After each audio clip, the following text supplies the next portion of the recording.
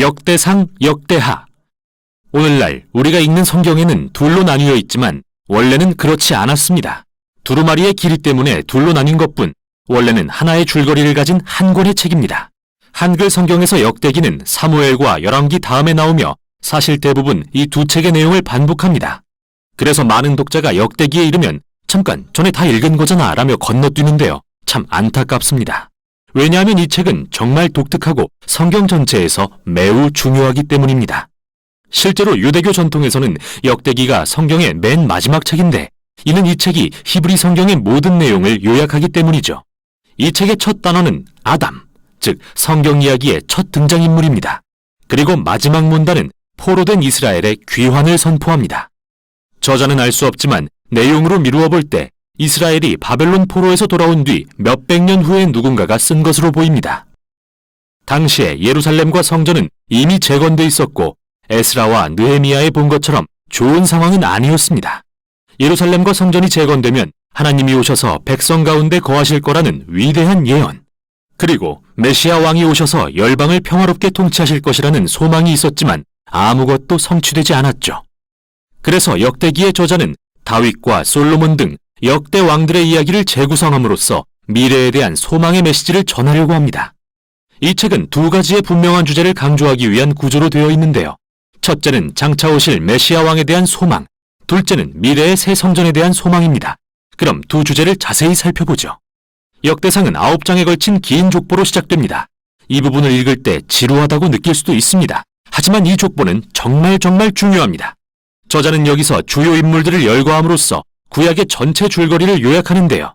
그러면서 특히 핵심이 되는 두 개의 계보를 강조하고 있죠. 먼저 약속된 메시아 왕의 계보입니다. 많은 지면을 할애해 유다의 계보를 따라 다윗 왕에 이릅니다. 메시아의 언약을 받은 인물이죠. 그리고 다시 다윗으로부터 당대까지의 족보를 기록합니다. 두 번째로 강조되는 계보는 제사장 직분을 받아 성전에서 섬긴 아론의 후손들입니다.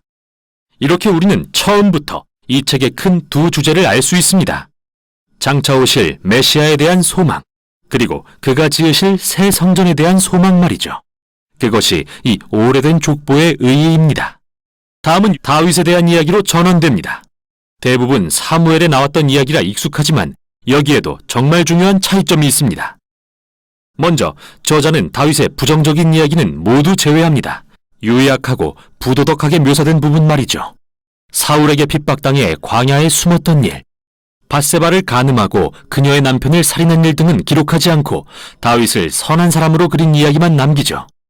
또한 그는 사무엘에는 없는 새로운 내용을 추가하며 다윗을 더욱 긍정적으로 비춥니다. 다윗이 성전 건축을 준비하는 장면이 여러 장에 걸쳐 기록되어 있는데 그는 각종 자재와 기술자들을 모으고 레위인들과 찬양들을 준비시키죠. 나아가 이번엔 다윗을 모세와 같은 인물로 묘사하는데요. 하나님이 다윗에게 성전의 설계도를 주시는 모습은 모세에게 성막의 설계도를 주셨던 모습과 흡사합니다. 그런데 왜 다윗에 대한 새로운 내용을 소개할까요? 저자는 다윗의 결점을 숨기려는 게 아닙니다. 어차피 사무엘을 읽으면 누구나 알게 되니까요. 오히려 그는 다윗을 이상적인 왕으로 묘사함으로써 그의 혈통에서 오실 메시아의 모습 혹은 전형을 만들려고 한 것입니다. 이는 예레미야나 에스겔이 오실 메시아를 새로운 다윗이라 말한 것과 매우 비슷한데 역대상 17장에 다윗을 향한 하나님의 언약이 어떻게 기술되어 있는지 보면 명확히 이해할 수 있습니다. 이 이야기에 상응하는 사무엘하 7장과 비교해보면 역대기 저자가 강조하는 것은 다윗도 솔로몬도 그 외 어느 왕도 메시아가 아니었으며 앞으로 오실 메시아는 다윗과 같은 왕이 될 거라는 것입니다. 그래서 저자에게 과거 다윗 왕의 이야기들은 미래에 대한 소망을 지속시키는 힘이 되어줍니다. 다윗이 죽은 후 역대하는 예루살렘에 거하던 왕들의 이야기에 초점을 맞춥니다. 이번에도 역시 열왕기에 많은 이야기가 반복되지만 결정적으로 다른 점도 많습니다. 먼저 저자는 북이스라엘의 왕들 이야기는 모두 제외합니다.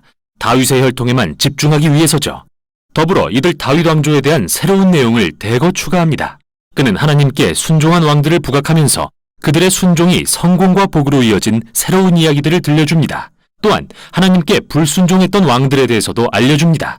그들은 율법을 따르지 않고 이스라엘이 우상을 숭배하도록 이끌었고 이는 결국 이스라엘이 포로로 잡혀가는 끔찍한 결과를 초래합니다. 그들이 자초한 일이죠. 이 부분은 모두 일련의 인물 연구로서 후대 이스라엘의 자손들이 그들의 역사를 통해 교훈을 얻게 하는 게 목적입니다. 하나님과 율법에 신실할 수 있도록 말이죠. 이 책은 결말 역시 정말 독특합니다. 맨 끝에 가면 고레스라는 페르시아 왕이 등장하는데 그는 이스라엘 백성들에게 포로에서 벗어나 고향에 돌아가 도시와 성전을 재건하라. 마지막 절에서는 너희 중에 그의 백성 된 자에게 하나님께서 함께 계시기를 원한다. 너희는 다 올라가서 라고 선포합니다. 이렇게 책이 끝납니다. 미완의 문장으로 말이죠. 물론 저자는 첫 번째 포로 교환과 에스라, 느헤미야에 기록된 이야기들을 알고 있습니다. 하지만 그의 관점에서 이스라엘의 예언적 소망은 여전히 성취되지 않았습니다. 따라서 이런 미완의 결말은 저자의 소망이 또 다른 때의 포로 교환에 있다는 것을 보여줍니다. 마침내 메시아가 오셔서 성전을 재건하고 하나님의 백성을 회복시키실 바로 그때 말이죠. 이렇듯 히브리 성경의 마지막 책인 역대기는 미래를 향하며 마치고 있습니다. 이 책이 하나님의 백성에게 미래를 향하기 위해 과거를 돌아보라고 촉구하는 이유는 바로 과거가 미래의 소망의 근원이 되기 때문입니다. 이렇게 역대기는 결말을 찾아가는 이야기로서 구약의 대단원의 막을 내립니다. 이것이 역대기가 전하는 내용입니다.